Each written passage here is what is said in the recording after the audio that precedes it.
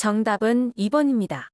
판례는 정보통신 매체를 이용하여 학습비를 받고 불특정 다수인에게 원격 평생교육을 실시하기 위해 국평생교육법에서 정한 형식적 요건을 모두 갖추어 신고한 경우 행정청이 실체적 사유를 들어 신고 수리를 거부할 수 없다고 봅니다. 3번 지문의 경우 인허가해제 효과를 수반하는 건축신고는 일반적인 건축신고와는 달리 특별한 사정이 없는 한 행정청이 그 실체적 요건에 관한 심사를 한 후 수리하여야 하는 이른바 수리를 요하는 신고로 봅니다.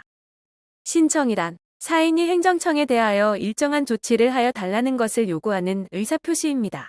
신청권은 신청한 대로의 처분을 구하는 실체적 권리가 아니라 행정청의 응답을 구하는 절차적 권리입니다.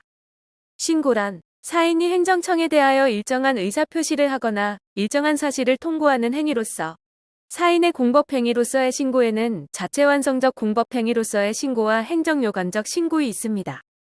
자체완성적 행위로서의 신고란 행정청에 대하여 일정한 사항을 통지함으로써 의무가 끝나는 신고를 의미합니다. 신고 자체가 행정청에 제출되어 도달된 때 관계법이 정하는 법적 효과가 발생합니다.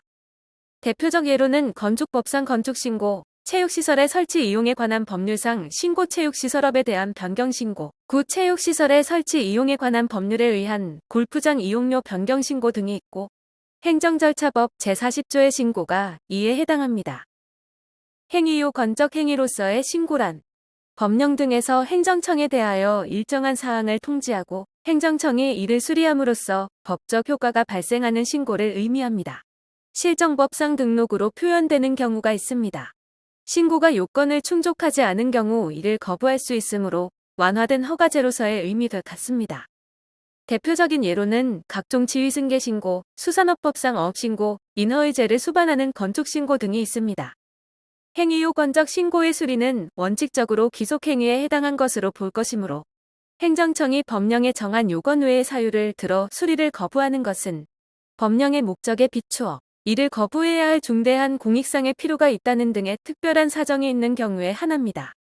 자체완성적 신고에 있어서 행정청의 수리는 아무런 법적 의미를 갖지 않으므로 처분성이 인정되지 않고 행정청의 수리 거부 역시 권리, 의무에 아무런 영향이 없으므로 처분성이 인정되지 않고 항고소송의 대상이 될 수 없습니다. 다만 예외적으로 권리, 의무에 영향을 준다고 평가되는 경우 항고소송의 대상이 될 수 있다는 견해가 유력하며 판례는 건축신고 반려행위, 건축물 착공신고 반려행위 및 원격평생교육신고 반려행위에 대해 예외적으로 항고소송의 대상이 될 수 있음을 인정하고 있습니다.